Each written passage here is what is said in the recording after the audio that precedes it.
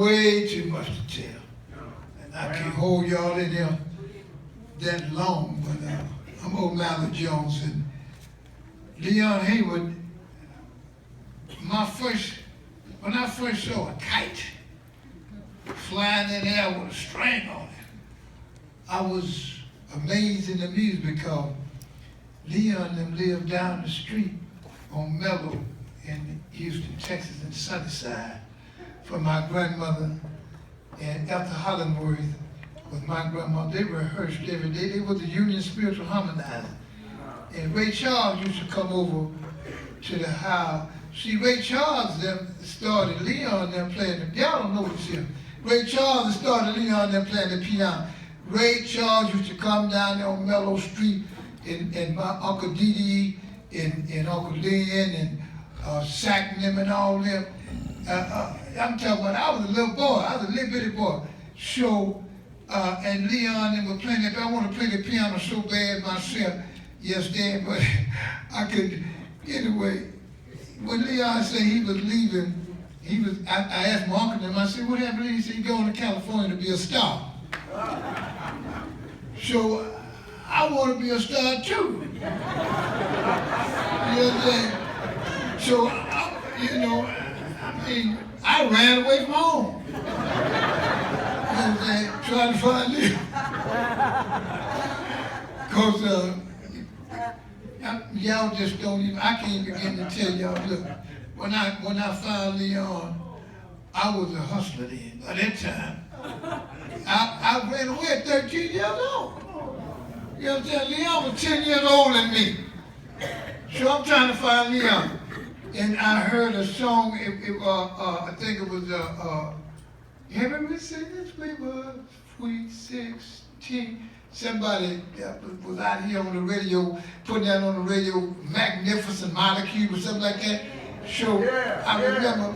And then when I showed up yesterday, by that time I'm flying. I'm super flying up when Leon saw me. You know what I'm saying? I ain't not that little boy that was looking for that kite. You know what I'm saying? I was super flying. I had 2 briefcases of money. You know what I'm saying? You know, see, Detra, before Detra was born, I'm talking about all of this here. People don't know. Leon is he's a mystical and a magical person, and then God had blessed him so deeply. You see what I mean? That's the reason why the magic of putting songs together. Y'all don't even understand. Leon could put a whole record together in 45 minutes, but he wouldn't let nobody know it. I used to be in that place. You know, man, what's going on, Joe? Look, I see so many people up in here. It'll take me too long to tell y'all my story with Lee. And then all of the Superfly, y'all look on them albums, you see them capes and things. I designed that for you. Because I was wearing them then. Me, the Junior Ward, Frank Ward, all the people, and the players in the Hustle, we wearing them then. You know what I'm saying? So, I mean, don't get me wrong. I ain't bragging or complaining, I'm just explaining because I don't know the one that's been there know myself because of me being straight laced and no chase. That's with no cut on it. For real, you know. I mean, when Lee see me again, I was understanding life being about elevating and graduating, not being about stagnating and stagnating to undesirable degree. I was fly. Way fly. Super fly. That was me. They stole the money, they put that movie on, but see, Superfly was a dope deal. I was a peep man, you understand? And he would never record me though. Leon would never record me. I say, man, I bought him 2 briefcases of money.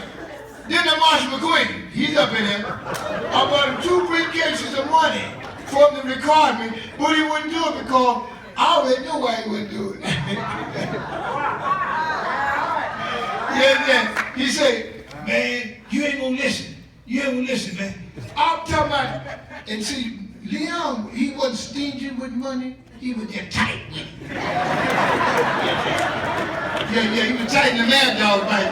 He was not. Leon, one time, I owed Leon some money, and I brought the money to him. I said, man, I see that $20. He said, well, you owe me $20.50. So I said, okay, I'll be right back.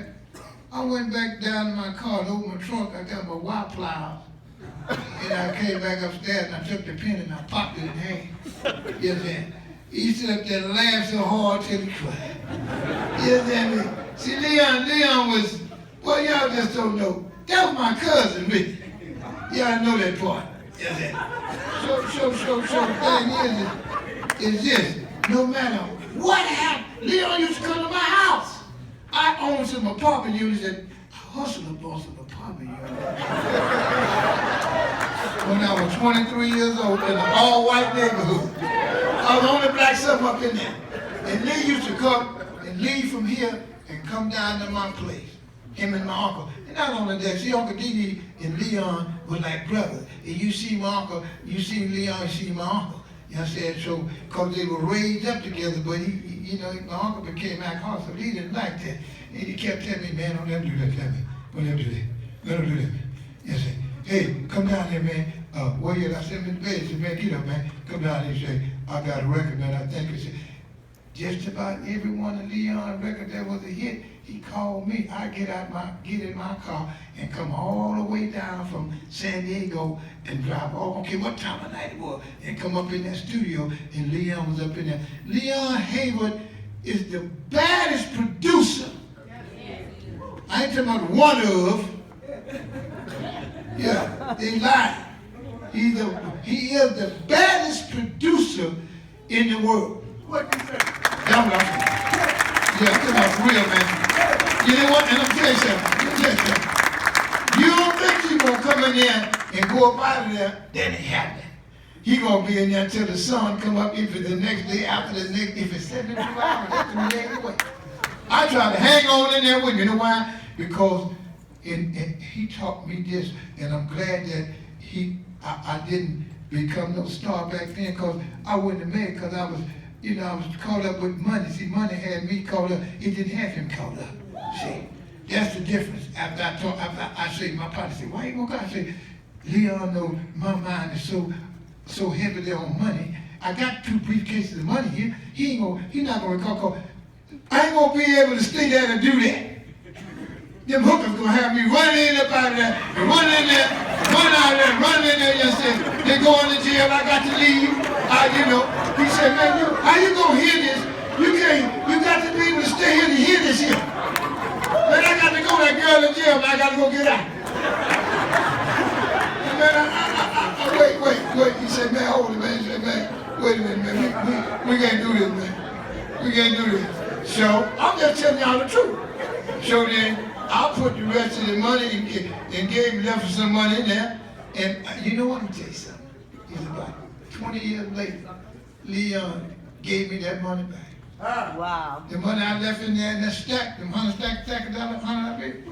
He said, wait a minute, man, hold on, wait a minute. Be right there before you go. He went and got that money and gave it back to me. You understand? All that time, 20 years later. That's what I'm talking about, man. So he was a very special kind of person. He wasn't just no regular cat. You know, people that know him like that. I ain't gonna take up your eyes too much. And I got to vent like this to keep from crying. You know, so they playing days of our life, so I gotta go. I'll see y'all later.